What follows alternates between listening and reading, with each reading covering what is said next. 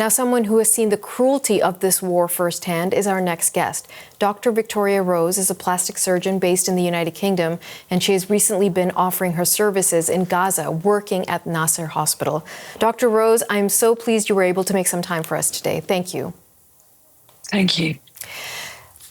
You might have heard my colleague Sasha Petrosic there reporting about what's happening in Gaza today. Once again, reports coming out of people trying to get food, trying to get aid, and many of them getting attacked and shot at.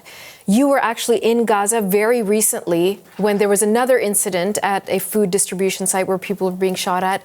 Describe to me what happened when they started coming into Nasser Hospital. Yeah, I was there on the 1st of June when one of the first shootings occurred at an aid distribution site at the Rafah border. We weren't the closest hospital to the incident. There was a field hospital run by ICRC that took the brunt of the casualties initially.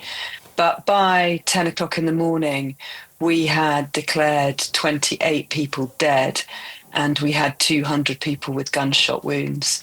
It was absolute chaos at Nasser. People were being brought to the emergency room in the back of donkey carts because the ambulances were struggling to get to the hospital, because at that stage, Nasser was, two sides of it were in the red zone. It was chaotic in the emergency department. We had people lying on the floor. All of the bays were full. The injured were mainly men, adolescent and adult men, and all of them had been shot. They had sustained gunshot wounds mainly to the abdomen, the legs and the torso. And a lot of them required immediate surgical attention. So Nasser has 9 operating theatres, and we closed 7 of them to deal with the casualties that came through the door. And in your expertise as a plastic surgeon, how were you able to help? So part of plastic surgery is wound debridement and then reconstruction of any missing tissues. So the main job for me was to remove the bullets and any devitalized tissue that had been caused by the gunshot. And then we would normally dress, clean the wound and get them back the next day to see what required repairing. The problem that we have in Gaza at the moment is the population are so malnourished. None of them have normal immune systems, so they are not able to fight infection. And on top of that, there are very few antibiotics left. So it's a vicious circle. So these sort of dirty gunshot wounds, you have to ensure that they're clean before you can do any form of reconstruction or closure. You've been to Gaza a few times throughout this war. Why do you keep going back? Well, there's 3 main reasons why we go back to Gaza. I think the first one really is now to bear witness, because no journalists are getting in. And for some reason, the footage that's coming out from the local journalists is always heavily disputed. So I am there to bear witness, because you don't see what I see. The other reason that I'm there really is to stand with my colleagues. I mean, these doctors and nurses are on their knees. They have been put through the most horrific conditions. Most of them have been displaced about 15 times. They're living in tents. There is no food in Gaza, and there has been no food in Gaza since the 2nd of March. So they're starving, there's no sanitation, we've run out of clean water, and a lot of them have lost significant family members. One of my nurses had his 8-year-old son shot whilst I was working with him. So really it is to stand with them and to offer support. And then the third reason is really because plastic surgery is not widely available in Gaza.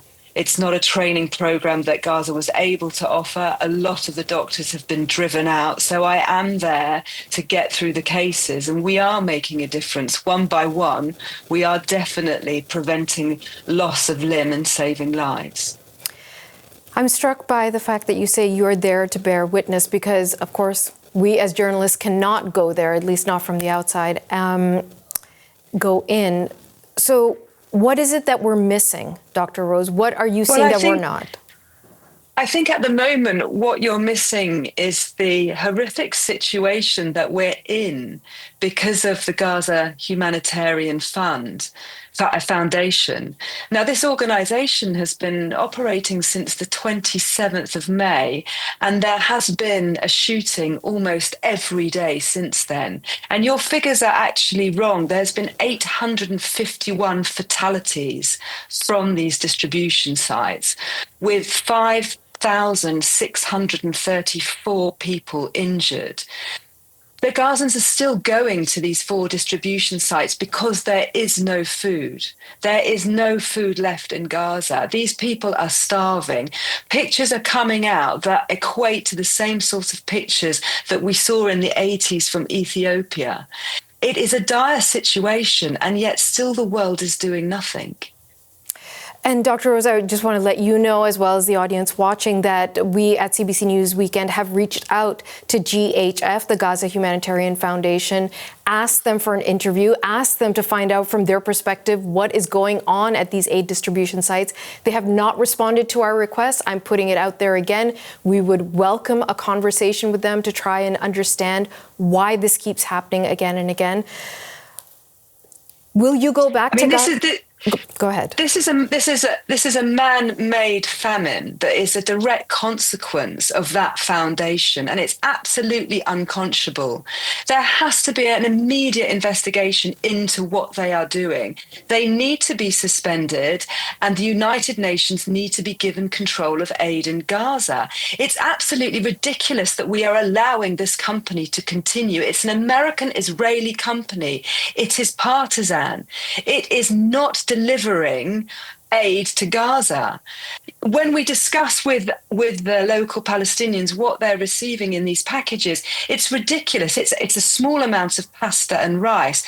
When the United Nations were in Gaza, they were delivering food at scale, at multiple points. They were never asking the Gazans to come to them. There was no surveillance and there was no militarization of aid. And not only were the United Nations and all its partners offering food, but they were also bringing other vital services such as sanitation, such as water, such as looking after the multiple orphan children that are a consequence of this war. Dr. Rose, do you worry that by speaking out and saying what you're saying now, that you will not be permitted to go back to Gaza if you're planning to do so? I hope that is not the case. I really hope that is not the case, because that is a very transparent breach of humanitarian law, that I should be, not allowed to enter the territory because I am telling you what's going on. Okay. Dr. Victoria Rose, thank you very much for your time. Thank you.